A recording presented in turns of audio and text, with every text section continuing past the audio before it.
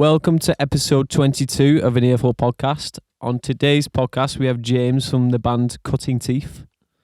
In this episode, we talk all about the band's new release, touring, trying to be healthy on tour. Yeah, that was a big thing actually about it. Vegan stuff. We also talk about what James' favourite scary movie is and what he doesn't like about the new reboots that are coming our way. Yeah, it was a great show with a great lineup that he was playing. So really it was great Cutting show. Teeth, and then straight after was the big band Black Tongue. We got there. There we go. We got there, yeah. Sorry, my mind just went blank for a second then. But yeah, a massive thank you to Donny from A Noise Cartel for giving us the opportunity to be able to speak to James. We absolutely love this one. We hope you do too. Do not forget to check us out on all of our socials. Let us know that you've listened to the podcast, who you'd like us to speak to in future episodes. And yeah, that's pretty much that. Enjoy the episode. Greetings and welcome to Happy Podcast.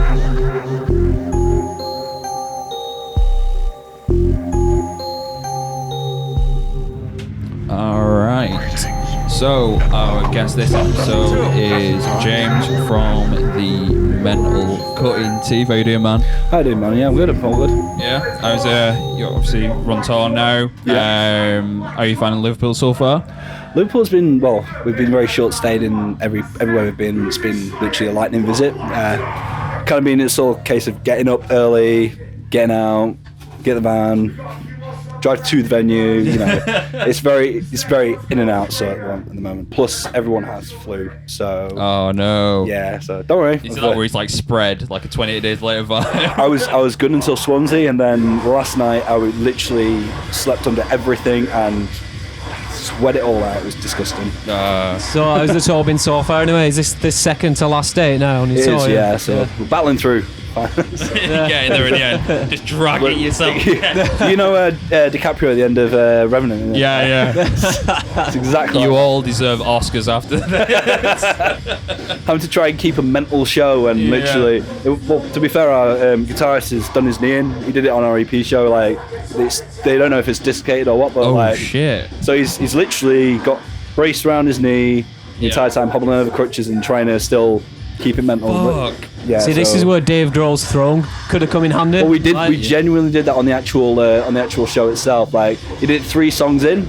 We still had 5 songs to go. So the crowd, thankfully, enough of them were friends and stuff. So we hodgepodged like this like makeshift throne. So you know, cool. he's got Ben Wyman's guitar, so he's got to at least be a little bit mental and stuff like that. So yeah. Yeah, true. Oh man, I can't imagine touring with an injury. I think it would literally drive me insane. I think you have to have like a survivor mentality about it. I think at this moment in time, yeah, it's kind of got to that. So yeah, no, totally. So I know you've been a band for about a year now. How does Yeah. it feel to be like where you're at now with the band? We're just in a year's space of time. Completely fucking crazy, man, because we never, well, to me it was always going to be just a jam side project thing, and then just not really playing anything, but then just escalated pretty quickly out of nowhere, so which was quite cool. I think that's the best way of doing it though. Like, I mean, if you were like starting as a band, having that mentality of just a project, just to mess around and see what comes from it, and then at some points, obviously, you get bands that have just like gone, do you know what, this is actually working well, let's do something with it, and it gains traction. Well, that's the thing. I kind of found that, well, with this band at least, we found that being completely honest without any sort of hidden intentions and stuff like that was kind of the way that kind of proved everything. I think genuinely in music right now, that sort of mentality is going a lot better than just being some band that bought their way to the top sort of thing. Yeah, no, totally. So for you, has this been like a thing that's built up over the years? Have you been in several different bands before this and then finally found like the right people to do it with? For myself, I've been in like several bands anyway. It's the first one I've ever fronted, so it's genuinely a weird experience. But So what was you before? Oh, bass player. Oh, right, cool. Yeah. You two can relate that. There we go. I've got some gear I need to shift, so. Mate, well, I'm in the middle. I want to get rid of my my Ashdown at the moment because I want to get a Kemper. Cab, everyone wants to get rid of a cab. It just becomes like a spare table. Yeah. Like, I was, like, mine and yours is just in the practice room, like, and every time it's like, oh, bring your own backline. Fuck. Yeah, I got like aluminium cones as well, so it weighs an absolute ton. Sounds brilliant, but like it's a hefty one. Yeah, I think we're both wanting the Kemper game, aren't we, soon? It's like every time like we play a show and someone's like, yeah, can you bring all your gear? I'm like, and I was like, I was just hoping you'd say head, but you know. The reason why I've got a small car now is just like, yeah, let's just give me a smallest car possible. I don't have to bring anything with me. Yeah, but it's like, even when you're not like the headline band, like, yeah, it's fine sometimes bringing your gear, but when it's like, can you bring your entire backline? Yeah. Can I use your amp head? I remember one show I was in, one band I was in before, we played a show all the way down in Great Yarmouth. We pretty much packed an entire drum kit and I think most of the guitars. We split between two cars, but I packed most of it and two other people inside a Thurlby Yaris. So, fuck. Hey, it was an older one, so it just went. It was all right. It was fine. I think it's the weight difference in the car after you got your shit in it. Like, when we played the show and had like the drum gear and my gear, and I think your gear, and we played like band Tetris as it's now known as. Our TM right now, Ash, he's awesome at doing that. We can literally watch him. He's just like stacking the entire drum kit in there. Like our drummers, like we're just like, how the fuck is he? He's like, stand back, I've got this. He's like done it later and he's like nailed it. It's out from the one time where he threw it down and it dented like my boot inside. I was like, it's not needed. It is not needed. Yeah, no, because you always feel like an edge when you're driving around with it. You're not doing anything illegal, but you feel like you are because you're having to drive so slowly. When you're in cars and you can't see out the back window, that's the edge game. Complete polar opposite. I did that with a Christmas tree the other week. When my other half decided to go, Joe, what? Let's get a 7-foot tree. Oh no! In a Skoda Fabia, and I was like, "You've not weighed up the science behind this. Like, this is just not gonna work in any way." And then we came with the guy to collect it, and it was like, "So where's this going?" I went, "In this car." And he went, "Oh, that car?" And I went, "Yep, that car." And he was just like, even he was like, "Good luck unloading." It was like, "Mate, you fucked it." Oh man. So how's the reaction to the new EP been so far? Delightfully crazy. So we've it's weird to get our name into places that we never ever intended to be in the first place. Like Kerrang and Metal Hammer, things like that we didn't really expect, and to genuinely get like an actual buzz and actually speak to the guys directly themselves and have such positive feedback from them was crazy. We loved it. Yeah, because I saw you got a good review in Kerrang, and that's insane. That to get into Kerrang, that's like a right next to Funeral for a Friend, just like plastered there. Like, it was, like 2005, me would have been like, what? Holy shit!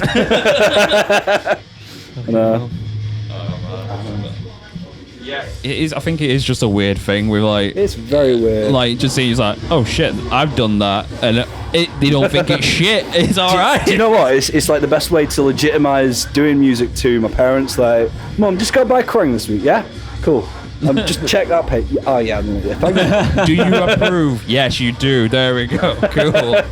I still don't believe they don't. To be fair, staying there tonight. So yeah, they're putting the entire band up. So that should be fun.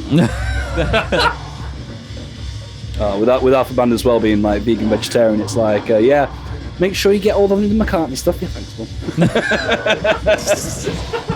What's that? I think. I mean, have you tried the Quan chicken nuggets? Oh, everyone say this. It tastes just like Mackey's, don't they? Yeah, they do. It's the dream. So you show me these. You show me these, time. and I can't be bothered with anything vegan. Like, I just get sick of hearing about it. We've just been to that Frost Burger just around the corner. Right. And that was banging actually, because I'm not vegan, I'm not vegetarian, but I do try every now and again because I do like to experiment. But like, it's banging around there. Great. I think there's some stuff which is like. This tastes great. You've got to know what goes with what. Like with jackfruit, that's just trash. Like jackfruit only tastes good with like a load of fucking barbecue sauce on it. Like. Who's the guy? It was the basis of Young Guns started like a vegan sandwich thing on markets. I can't remember what it's called now, but he had like a pulled jackfruit sandwich which looked like well nice, and it was like, oh, it's all vegan. I was like, what the fuck, that looks like pork. No, the only time I've been fooled with it is the first time I actually tried it. There's I don't know how well known it is around here, because I know it's definitely a Sheffield brand, Twisted Burger. Yeah. They did like butter fries, which were like, it was like the effect of like pulled pork on fries sort of Right. thing. But at first it was so genuine, but this is definitely not like vegan in any way, shape or form. This is definitely pork, like, no. Beautiful. But I've had it before and it's just been not that great.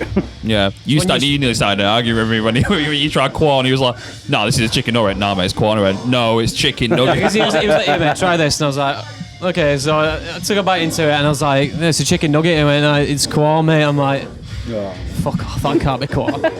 How do you find, like, staying somewhat nutritious and healthy on tour? Oh. Is it real or is it a dream? I think we went into it with the best of intentions, and then one by one, as one of us dropped off with being ill, it's become like a battleground. It's not being easy right now. We've in any other circumstance, I think it'd be pretty easy. Yeah. But with being sick and having to then just feed yourself, totally different game altogether. Like, architects are well known for obviously being vegan, and then all the touring stuff being vegan now. Well, like, that's the thing. Like, I mean, I've not had the struggle because I don't see it as a problem for myself. Obviously, no. I can understand. Well, with Ash himself, like he's in the touring band sort of thing that do struggle with that sort of thing. Yeah. We pulled up to Stafford yesterday and we're like, well, let's try and find somewhere vegan, and it was like, nope. No. Average age of the population is 60. What's vegan? Exactly that. Oh man, but you can imagine that being draining, like, after. Yeah, there's only so many times you can go to a Mackey's and have like the closest thing. Closest thing. They must just run off vegan sausage rolls pretty much. Yeah, Greg's the saviour of vegans on tour. It was bad when we went to the studio in Kent once and we was living off. We didn't have any like accommodation, so we went. The three of us tried to record like this little EP. And we were staying in the studio, the actual studio itself, so we had like little sleeping bags. We had no shower. We only could wash ourselves over this little sink. Yeah. And then we were living off microwave like food for like a full I remember one night having like a £1 microwave korma from Tesco, and it was like. And it comes with microwave shits as well. Like, honestly, that toilet it goes in just exactly how it looks in the first place. Yeah. As it looked, but out. No nutrition is. It's a through process. Exactly. But to be fair, these past 2 days today and tomorrow should be all right, because obviously we've gone there today, but we've also got Sheffield tomorrow, so we're definitely gonna hit up church. That is yeah. I've always wanted to try though. You should you should go. Church Temple of Doom. Temple of Fun. Temple of Fun. Yeah. No, I've been there a few times. Like, it's definitely a bit like chilled vibe. Like, it's more like a canteen sort of thing. Yeah. Yeah. It's not. You don't really feel like you're in like a restaurant or a bar. It's just like pretty chilled. And the occasional appearance from Ollie. Yeah. I tell you what though, I went there once. This was before it was actually Temple of Fun, when it was just a Drop Dead store. Yeah. I was pulling my car out after being there, and just looking in my rear view mirror, and I could see it's a matte black Bentley, and I'm like, fuck, that's gonna be worth some money. Like, it's just crazy. But I look on the license plate, it's got Sykes on it. I'm like, Jesus Christ. Yeah, I'm like, it can't be his. But I'm thinking, shit, I best be careful. So gingerly like pulling my car, reversing it out, thinking like, I can't hit that sort of thing. looking around, suddenly clock him. He's just stood there, right, waiting for me to just fuck off. Like, I'm just like, oh, this feels really awkward right now. Hi, Ollie. Hello, Ollie. Hello, Mr. Sykes. Thank you. That'd be so weird, wouldn't it? What do you think of the new one, like the track they released? Have you heard it? Oh, you mean that Ludens one? Yeah. Yeah, generally good vibe out there. To be fair, like, we got asked for some interview, like, give us like your top album from like 2019 sort of thing, and I was like, genuinely sweating a little bit. Like, I do generally try and keep up with some bands and stuff like that, but for an album, like, because bands really, on realistic terms, don't release albums as frequently as they would do. No. You generally find that compared to like 10 years ago, and I think that their latest album, as much crap as it's been given before, I think I've gone back to re-listen to a lot more than I would have thought I would have done. Yeah, no. Initially, so yeah, no, I'm a big fan of it. What do you tend to like band wise that you wouldn't expect? What do you like? Kind of what type of music do you follow as such? Out of this genre, Heavy genre. out of the heavy metal genre.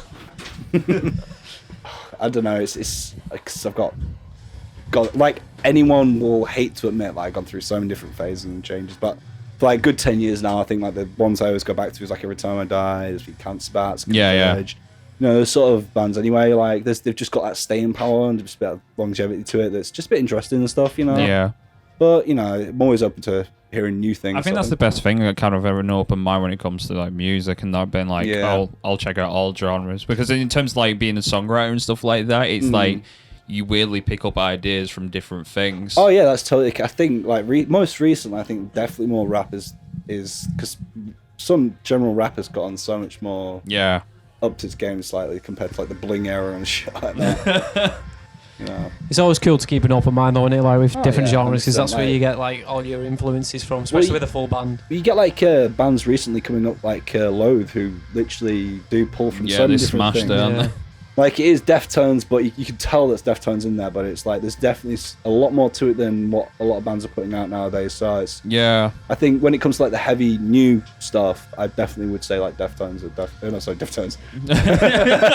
To be fair, I've just recently because I was never a huge Deftones fan when I was a kid growing up. I didn't fully get it, but I revisited them recently, and I think I've grown into it more. I didn't when I was younger, but now looking back on it, I've been like, right, fuck it, I'm just going to check out the discography and see what they're about. Yeah, exactly. I was like, holy shit. Exactly. You have to be in that sort of right mindset for them, I found one. Yeah. So that's me with like hardcore, because I know like one of my friends, he's like massively into hardcore music. He's off to shows like there and everywhere, like Germany, and I was like, right, what's the deal with this? Because like, I've never got fully into it. Yeah. And then just recently showed me bands like kind of like gateway bands into it. So I've been listening to a bit of like Higher Power. And I feel like they've got like a Deftones vibe to them as well. In fact, I found the more recent stuff I do prefer for Higher Power. I think the best ones for like sort of general hardcore stuff is Turnstile. Like they've definitely got the sort of more old school sort of vibe to it, but it's definitely a lot more different than just some guy like shouting down a microphone. And if you see them live, they're absolutely crazy. Are they like the more punky like side? Yeah, I've heard of them. It's definitely more punky sort of thing. And I think that's what I kind of do prefer from them. Like, it's a bit more energy about it than just being like some like just guy to beat your mate to. Not to sound wrong or anything like that. Wonderful time. Yes, mother, we've been to the rock and roll show. It's a friendly open and shut day. But Stephen, you got 2 black eyes. Great time. No, man. So, we've just released our episode with Bob Cooper. Oh, yeah. Obviously, you've worked with him in the past. How was that? How long was it ago since you worked with Bob?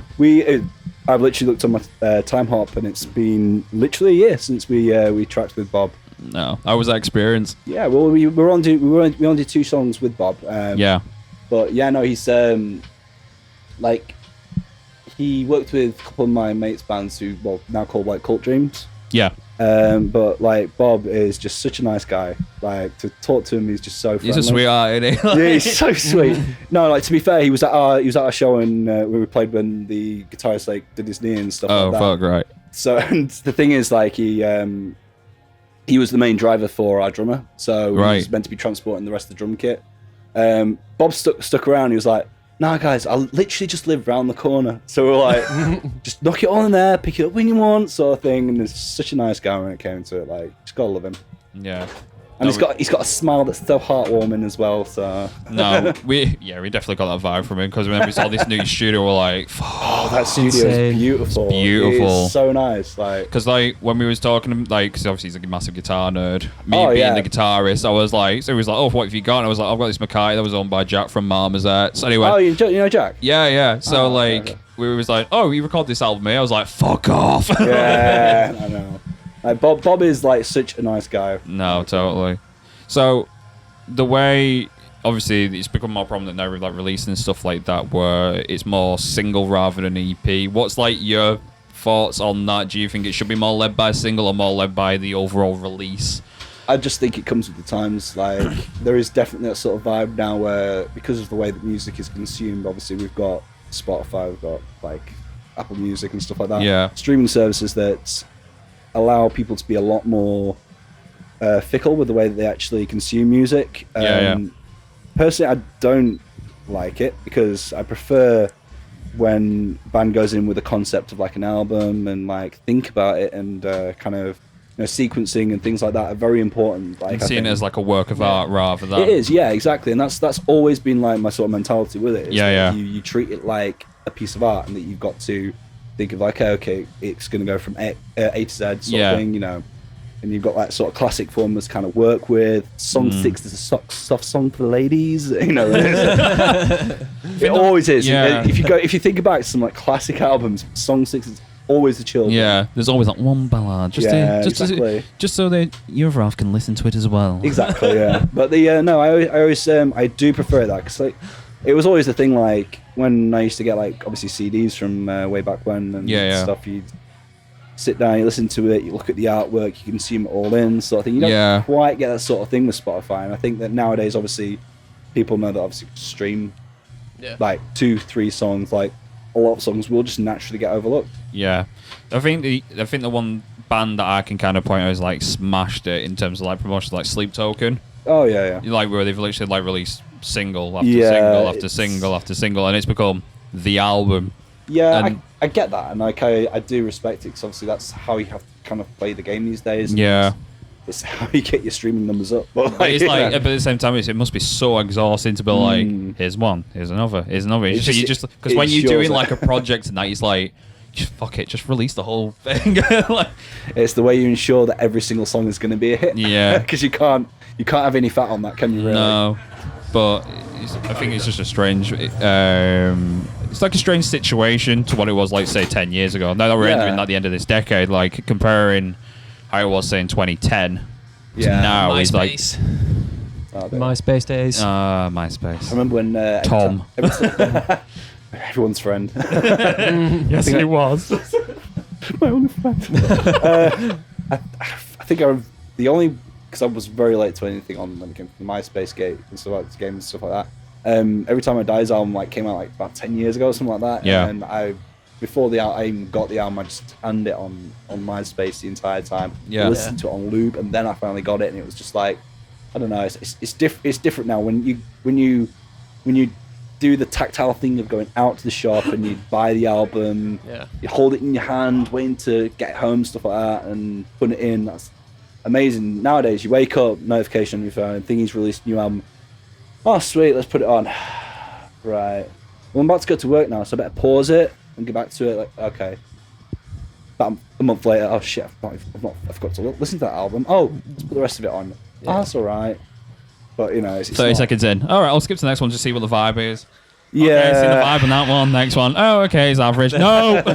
Exactly. There's this. It seems to like lose a bit of not mystique, but that sort of like whole thing of like getting the album. I think that's where albums hold more value to like people from like say 10 years ago than what they do now. It has more weight to it because like completely like parallel to like the genre we're talking about and stuff like that. But I remember when the Brand New Eyes album for Paramore came out, I bought that on day one.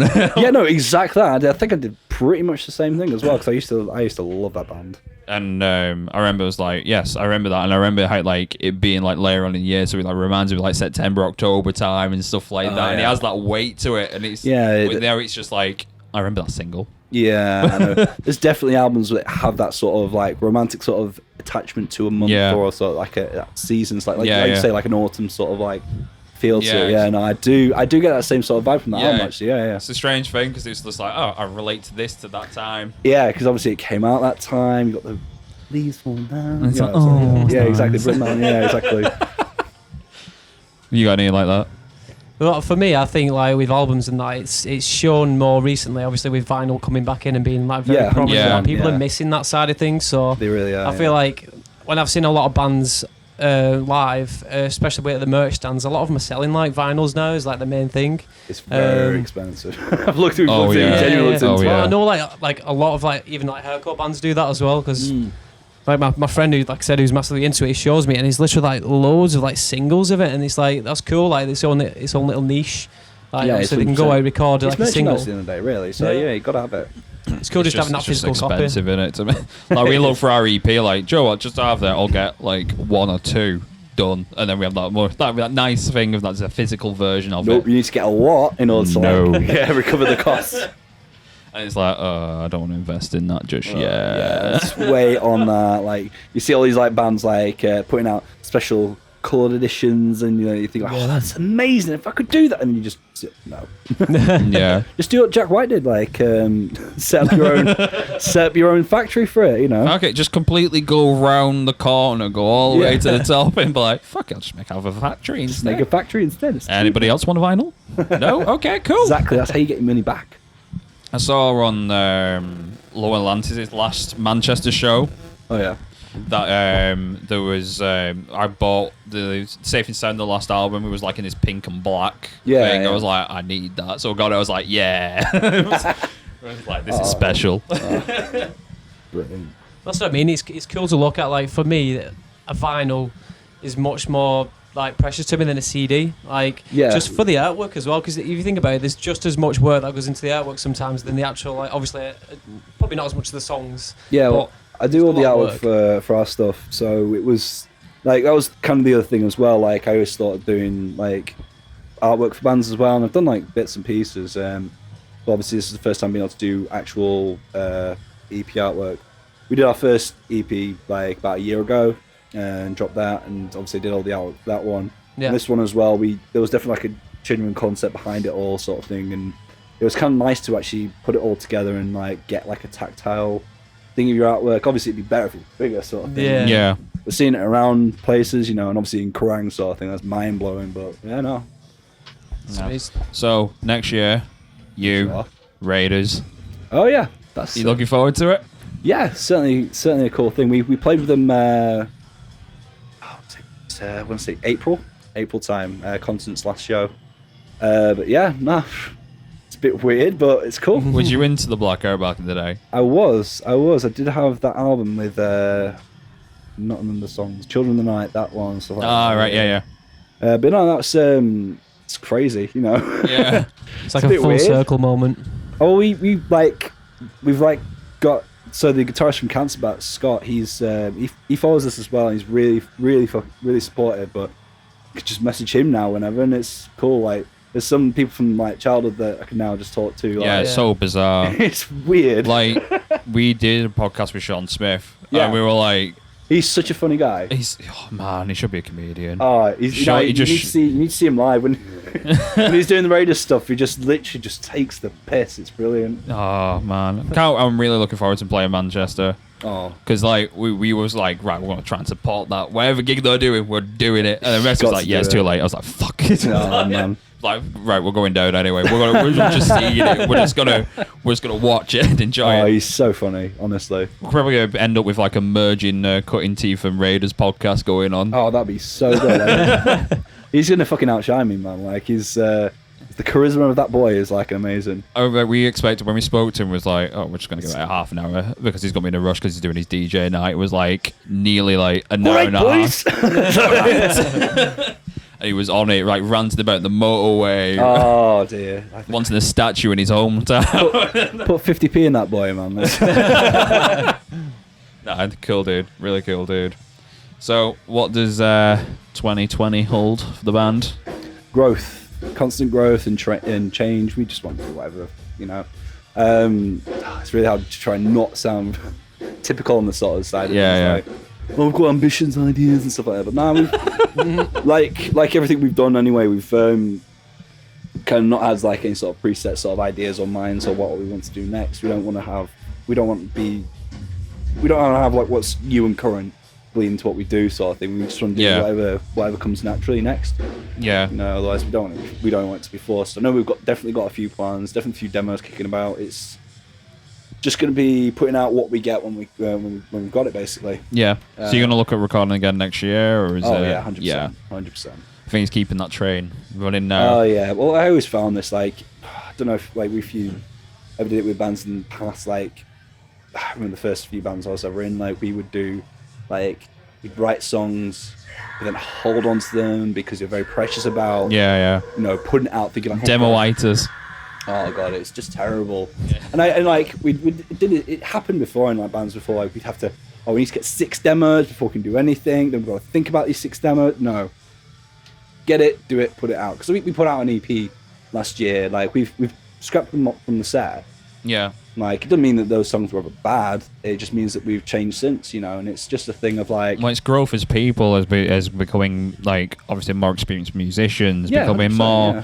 in the terms of, like, getting used to each other as, like, members of a band, whether, Yeah. like, if like a member leaves and then comes back into it, or someone else replaces. It's just getting used to that vibe and 100%. having the change. And well, one thing we always found was, because everyone in this band is, they do write all their own parts sort of thing. We're all very, like, competent people at doing what we do. Yeah. So it's not just one member of the band just fueling the entire thing. Yeah. Although, like, our guitarist will put in a lot of the effort when it comes to coming up with, like, the riffs and stuff like that. Yeah. We're all pretty competent songwriters in that respect. And Yeah. we can all, like, come up with ideas and say, like, oh, you can do this part and you can do that part sort of thing. Yeah. And and that's kind of the thing that if you, like, and I think that's the best way is to have, just put out your first EP, then put out your second one, see how much better you are than you are compared to it. Because you're going to see that change anyway. It's nothing to be ashamed of. No, totally. Just You're seeing where you always came going to see comparison between what you've already previously released and then having that growth and It's progression behind it's it. nice to see, like, the origin sort of thing. You know? Yeah, totally. Yeah. Like, I think it's nice just to have that sort of keepsake of, like, knowing, like, this is where we were at the beginning, Yeah, this is yeah. what we do now, and this is where we're at now, and etc. Well, yeah, like, I mean, like, I can definitely hear, like, a change in my own vocals anyway from when I first did it. So, Yeah, it's no, totally. just, it's nice. yeah. Are you like ones in the studio, like when you go in there, you're like getting like a bit of advice off, say, like the producer, see what he thinks works and stuff like that? Well, we've worked So with- we spoke to Bob Cooper, like was on about that with a lot of bands. Like it's cool getting the perspective from the producer as well, or are you just like sticking to what you've got? And well, we've worked with 3 different people. Yeah. So we worked with a good friend of ours at the start of the first EP. Like, and we were just doing it in his house, so yeah, you know, that was definitely a different experience anyway. And then we worked with Bob, like, proper studio, full-on things sort of thing. It was just a shame that we couldn't work with him for the next, the one we've done now. Yeah. Just purely because of time constraints and stuff like that. And so the latest one we did like in it was in Armley, in Leeds, like sort of storage unit thing. It was underground, dark, you know, definitely fed into it sort of thing. But you know, it's a different approach. They did a different approach to Bob. yeah. So yeah, it was. It's always kind of a thing of like wants to.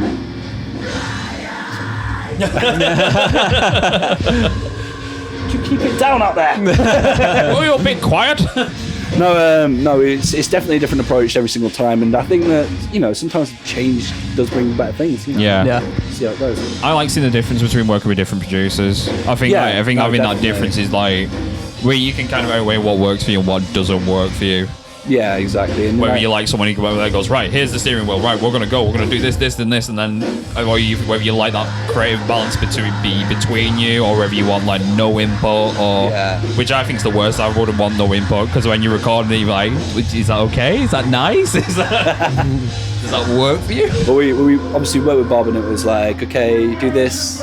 Okay, can you repeat that? Do it a number of times so they get the right take. Yeah. The one we did recently was literally like, we're going to take 3 takes, that's it, that's all you're going to get. You know? So it was like, okay, pressure. You know? Works in our favour in many ways for like certain songs, you know, because like obviously with that sort of pressure, with that sort of intensity sort of thing, it kind of does help feed into it. Yeah, like we when we were talking to Bob, was on about how producers like get people in like an emotional state. Like we were talking about the first Slipknot album. Yeah. The name of the producer completely has gone out of my mind. Rick Rubin. No, not Rick. did- Before Rick, For it. for self-title. Yeah, Rick did number 3. But anyway, yeah, where he's like getting them into like that emotional state, like kind of like going, go on, do it. And Shake the guy up against the wall there. getting Jonathan Davis to like sing about cheating on his wife in front of his wife and stuff like that. You definitely not want to like fuck with Mick Taylor, because Mick Taylor, Thomas, isn't it? Thomas. Yeah. That guy's big. Yeah, oh, yeah. It's crazy. It's absolutely crazy how tall he is. But yeah, I think I kind of like the combo between like having like their opinion and then kind of having that creative balance between you. Because if you're wanting to work with someone, it's working with someone. Oh yeah, definitely, 100%. I always want to work with Kurt Ballou from Converge. Yeah. Like I've seen enough God City stuff to think like it's a really like different vibe in that studio. Yeah. Like, and he's just such a character sort of thing. Yeah, when totally. It comes to, Yeah. and sort of like on music, especially when it comes to like, the hardcore sort of more abrasive sort of sound of music. Like, certainly interested to work with them. So we usually do a segment in our podcast where we talk about horror films and our favourite ones. So what's your favourite scary movie? So like my general sort of thing when it comes to scary movies is like I'm not someone who's into like the blood and the gore sort of thing. Not because it scares me. It's just more the fact that it just doesn't do anything. Like I'm not. I just get a bit bored by it. Yeah, I really like my old 80s and 90s sort of B movie sort of horror sort of. Yeah. So I think my favourite, and it's a bit debatable if it's actually genuinely a horror, is like Gremlins. Gremlins. Because Gremlins, like that's not really that one. But other than that, there's also Child's Play movies. Like, What did you think of the remake? Did you watch I've not it? even watched it yet. I've been told it's dog shit, and like. I just think the actual animated. It looks really animated. I don't know how much. Was it very CGI based? I'm not too sure. I don't know. I There's know. gonna be very little It's practical just- effects used these days. You know, it's not gonna be the same. Yeah. Even if it is Mark Hamill voicing Chucky, like it's just not the same. And like, Yeah. I think my favourite one out of all of them is actually the third one. Is that the Bride of Chucky? Oh no, that's the fourth one, Bride of Chucky. Bride of Chucky. Yeah, Bride of Chucky. Just it's a bit campy. It's a bit, you know. It's not so strict or anything like that. Yeah, you know? yeah. I genuinely find those movies more entertaining. There's like Gingerbread Man and Killer Clowns from Outer Space. Yeah, Absolute Killer Clowns. trash, Yeah. but they're just brilliant. I love them so much. Well, again, it's more big on like the practical effects because we was talking Yeah, about this as well, weren't we? On like 100%, another podcast, it's where I find it more effective to watch a movie with more practical effects in it, and even if it's like a B movie, like I feel like if it's got that dedication behind it and that much work put into it, I think for me that Bit more pays off passion. more than just a bit of shitty CGI or whatever. Well, it's kind of like that with music these days, isn't it? Really, No, You know, totally, people yeah. prefer a bit of honesty when it comes to the music sort of things, and less polished behind it, you know, and it shows, you know, and like you know, like those sort of movies just look terrible. They've dated horribly, like the what was it, Evil Dead sort of thing. Like I prefer the original to the remake. Yeah, so we was on a base where we watched Evil Dead 1. Like, We had a bit of an Evil Dead. we had an Evil Dead session, didn't we? So we watched the first one. Have you seen Evil Dead? Claymation. Yeah. I have. Okay, so which one out of 1 and 2 do you think's better? I think 1, just purely because of the like slight iconography of it, you know. Yeah. Okay, so I was going to say number 1 is more. I think just for the part where his they mate changed starts it chopping completely. up his girlfriend, and he's like, there's just the clumps on the floor. It's like, So, I'll tell you what I did. When I was a kid, I used to love Pet Sematary. You know the old one from back then. I think mainly for the soundtrack because the Ramones were on it. I think that's what pulled me to watching it, and then I kind of got into like Stephen King sort of style stuff afterwards. Well, to be fair, actually, I'll give it the first one, like that's the new one. 2017 one, yeah. Yeah, I'll give that a bit of credit. That was actually I enjoyed that one. I enjoyed that one. Did you not rate the second one? Or? The second one was more entertaining. I mean, there's Bill Hader and stuff like that. Yeah. And like that was that. I think everyone says the same thing. Like they love Bill Hader in it. Yeah. But everything else is a bit. I think Skarsgård as Pennywise is great, but then it very much quickly. It's as not I've Tim kind of Curry. like in the first one, it was great. In the second one, it's kind of where I've been thinking about this recently. Where it's kind of like what happened with Freddy Krueger, where he became too much of like a comedic presence rather than being scary. Well, there's the old rule when it comes to like horror movies with like generally with the monsters that you don't want to see them too often. Yeah. When it becomes a thing where you've seen that monster too often on screen, you lose the sort of fear of that. Daylight. Yeah, I think the worst experience of that was it Mama or Mummy? Not Mummy. It was one about those 2 kids that get found in the woods sort of thing. And What movie is this? Sorry. Mama, I think it's called. Yeah, Mama. Jessica Chastain one. I don't know, but it was like at the end they actually show what this thing looks like, and as soon as that happens, you're like, nah, No, shit, done. shit. Check, please. exactly that. No, that's cool. That's it. That's quite a good choice. We not had that one yet. No. That I'll say also Insidious, the first one of those I did actually really like. I did rate that a lot. Yeah. And like it's rare for me to go back and watch a horror film, but I would watch that. Or Hellraiser. Yeah. The Hellraiser ones I would still Yeah. rate, yeah, definitely. The first one is so fucking twisted. But Yeah. Again, another one, like the amount of like practical effects. yeah, definitely. Done for that, it's insane. My God, like, you'd hate to see it now. Genuinely, you'd Yeah. hate to see a Hellraiser film now because they just. Well, they're doing it, aren't they? They're doing one. They're doing a remake. I'm just gonna live in blind ignorance to say like Yeah. it stopped at. No. No. So they've kind of got. There's a few where they're trying to like redo it. Obviously, there's the whole news about like Wes Craven's estate taking back Freddy Krueger. So they're Yeah. taking back pictures from Nightmare on Elm Street. Hellraiser is being looked at the minute. And shit, there's another one we're trying to think of. They're trying to like rejuvenate the Friday the 13th franchise again. No. Leave it alone. As soon as you had Jason out in outer space, that's when you had to kind of draw the line. That or Freddy Krueger playing Nintendo on his glove. That was like, come on, don't do that. But yeah, no, cool, definitely. Yeah, it's like with practical effects like The Exorcist. Like Yes, that still freaks was the a good shit one. out of me. Yeah, you know.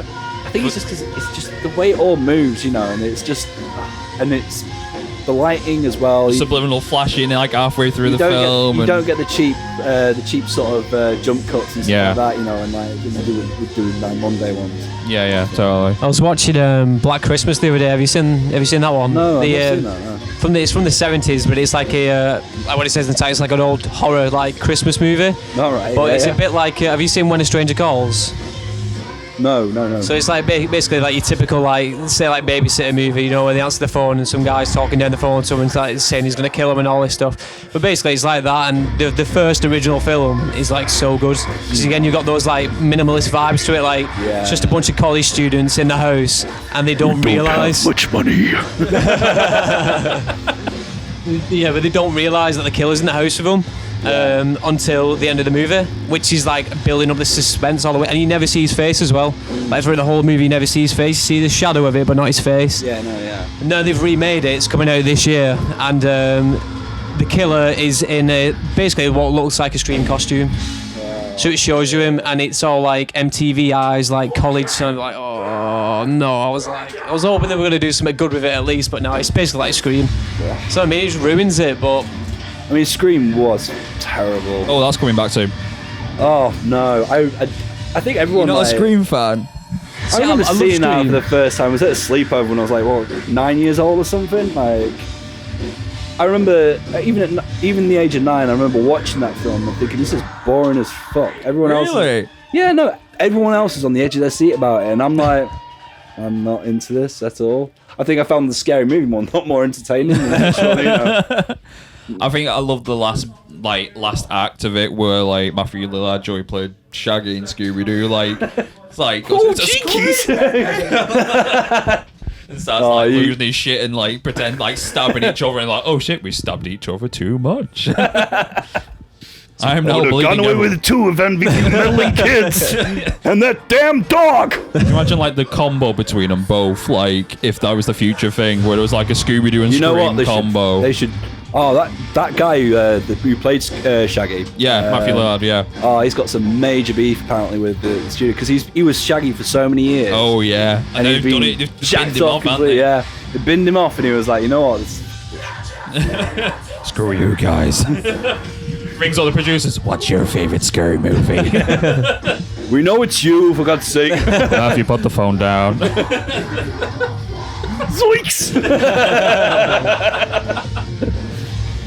Nailed it.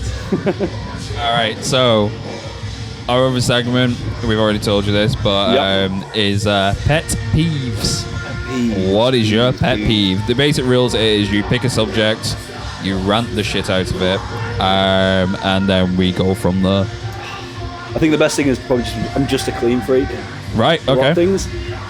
So just being a bit organised in that, and if people are in my space sort of thing for a long time, which kind of makes like doing anything when it comes to like doing a string of shows or touring where you're living out of like out of a bag for like about a stretch of time, becomes a lot more hard to try and keep sane when it anything like that. Yeah, totally. Yeah. That must be hard. Like It is depending on where you end up. Yeah. I think the weirdest experience we stayed in a place called the College. Right. Like an abandoned sort of college sort of thing, which is generally, it was almost like the tribe vibes and that sort of thing. Like right. everything's abandoned. There's like skateboards just knocking about from abandoned before. Yeah. But yeah, no, that was definitely an experience. And trying to keep clean is obviously one of those major factors in that. Yeah. Hopefully I don't smell. No, I don't smell it. I'm safe, okay. Safe. I think that is a really hard factor of being in a band, like touring and stuff like that. You're in a van for God knows how many hours. You're traveling a lot. Trying to keep safe. It was weird, like it's only been a week sort of thing, but like we had no sort of idea of like any sort of news that's gone on. Yeah. I've not been able to keep on top of my YouTube subscriptions, and also like even stuff new on Netflix sort of thing. Like I was talking to one of my friends today, and she was like, "Oh, The Irishman's out," and stuff like that. I was like, "Oh, when's it out?" It's out now. Don't you know? I'm like, no. It's amazing. I suddenly that moment where I feel like, shit, I'm not even. Have we even seen it yet? Oh, it's pretty. Yeah, I've watched it. Yeah. Is it good? Yeah. Good. All 3.5 hours of it. You know. Well, yeah. Well, it's the first time Scorsese and Al Pacino worked together on the movie. It's the first time. Yeah. He's never worked with Scorsese before. De Niro apparently worked with Scorsese. What's that? King of Comedy. King of Comedy. Goodfellas, Casino. That's what I mean. Like Goodfellas, that's an insane movie in it. But that never had Al Pacino in it. It was just missing an Al Pacino. But to be fair though, like he. Hello to my little friend. Well, it's cool because with this they've made him young again in it, so the CGI on it is pretty insane. They've not done the whole. On some bits they look a lot younger, and in some bits they've made him look older. So that towards the end you see like a Robert De Niro, and he's like. He's still doing the 90s. face. He's still doing the face. Yeah. Oh, I saw a great meme for that the other day. It's like the Robert De Niro face. It's basically any guy in any heavy band giving respect to the band. Yeah. Oh my god. It's true. So painfully true, especially when you see it in the crowd. Are they doing a Limp Bizkit cover? Oh yeah. Generation. Yeah. Sorry, I thought that was it then. They are doing it. My god. They're actually doing it. Nice. Oh dear. Anyway, Al Pacino. Al Pacino. Dear. What's the thing for me? What? She got a great ass. Yeah, have you watched Heat before? Heat? No. Is it De Niro and Al Pacino? Yeah, it's De Niro and Pacino. Michael Mann directed it. Yeah. And it's Pacino as like this detective after this like thief. Yeah. Right, like trying to rob a bank and shit like that. And he's speaking to some guy. I can't remember what the context of the scene was. It's the guy, Hank Azaria, do you know the guy who voices The Simpsons? Yeah, Yeah, it's him like being this other guy, and he's like Pacino being Pacino, like losing his shit. And he's on about something, he goes, he's got a great ass! He's like talking about... We'll YouTube it later and I'll show you to give context on it. Also telling the other story as well. Oh, you can tell that one. I'm all ears, boys. Go ahead. I'm not saying it now. Hey, well, yeah, we can tell you about it. Yeah. Well, my dad listened to this. Did he actually? No, I think they stopped after a while.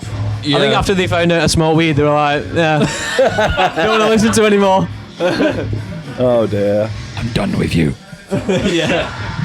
But yeah, I think that pretty much wraps everything. Obviously, you've got a show to prepare for in a tiny bit. Yeah, that'll be the old Slim Shady moment, throwing spaghetti in the bathroom, you know, like. Yeah, all of that. But thank you for spending some time with us, having an hour with us. Yeah, thanks a lot. Chatting some shit. Thank you very much, mate. No problem, guys.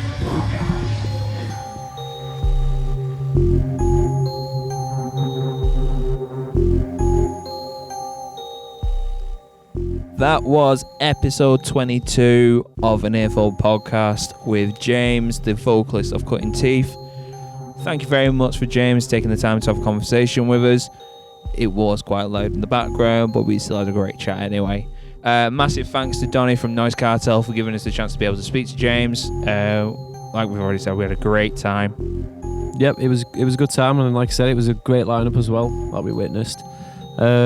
So yeah, don't forget to check out all our socials on Facebook, Instagram, Twitter, and check out our episodes as well that are available on Spotify and all other podcasting platforms. And also YouTube a week later after release. Yes.